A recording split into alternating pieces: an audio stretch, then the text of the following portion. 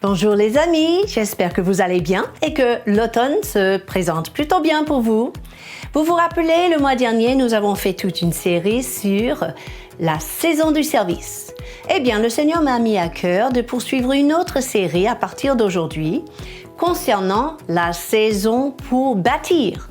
Et oui, les amis, le Seigneur s'intéresse à ce que nous bâtissons.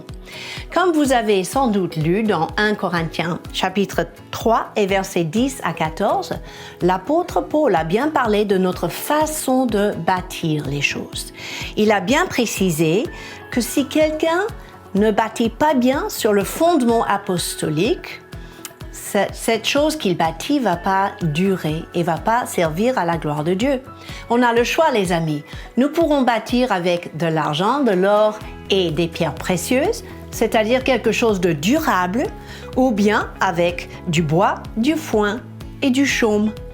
Et le jour où le feu de Dieu tombe va révéler si cette chose que nous bâtissons sera durable et à sa gloire ou pas. La bonne nouvelle est ceci, dans verset 4, il dit « Si l'œuvre bâtie subsiste, le bâtisseur recevra une récompense. » C'est pour cela, le Seigneur m'a mis à cœur de parler tout ce mois-ci et peut-être au-delà de comment bâtir, de quoi consiste la chose que nous bâtissons.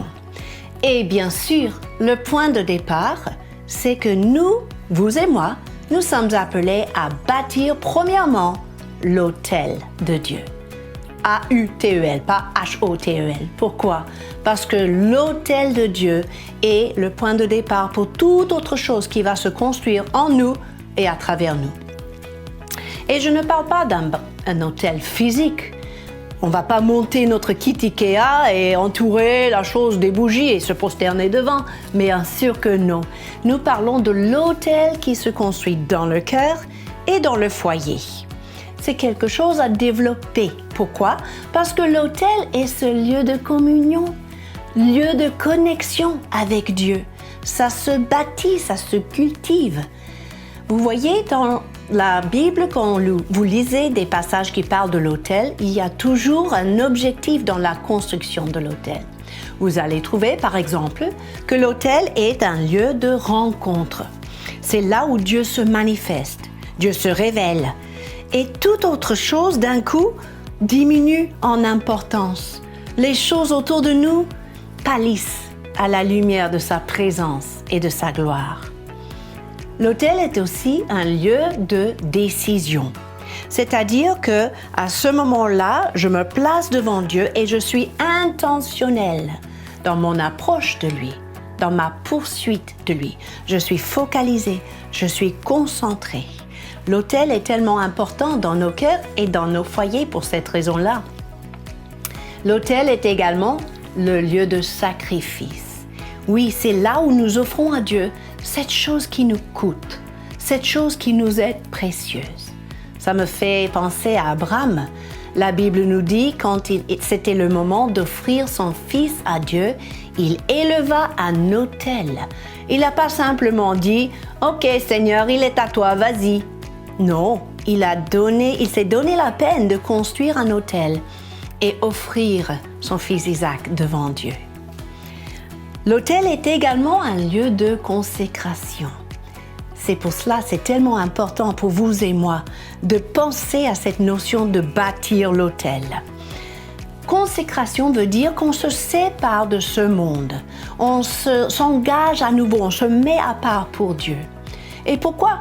Parce que la Bible dit en 1 Jean 2, de versets 15 à 17, que les choses de ce monde vont disparaître.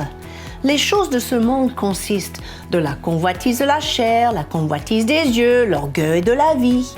Et la personne attachée à ces choses n'a pas l'amour de Dieu en lui. C'est pour cela que nous voulons vraiment considérer la nécessité de bâtir l'autel de Dieu dans nos vies et dans nos foyers. Pensez à Moïse. Dans Exode 24, vous allez lire comment il a élevé un autel pour Dieu.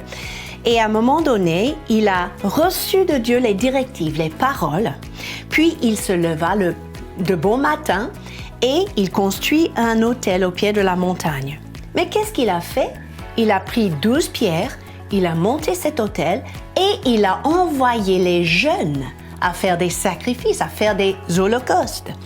Il pense donc à ces 12 pierres qui représentent les 12 tribus d'Israël, mais il pense aussi à la jeunesse dans sa manière de bâtir l'autel. Et hélas, les fils d'Aaron n'ont pas bien suivi cette consécration, cet appel, parce que nous lisons plus tard dans Lévitique 10 comment ils ont offert un feu étrange devant l'Éternel. Ça a mal fini pour eux. Mais ça ne change pas la nécessité pour vous et moi de prendre la responsabilité à bâtir l'autel et aussi à cultiver cette culture de consécration.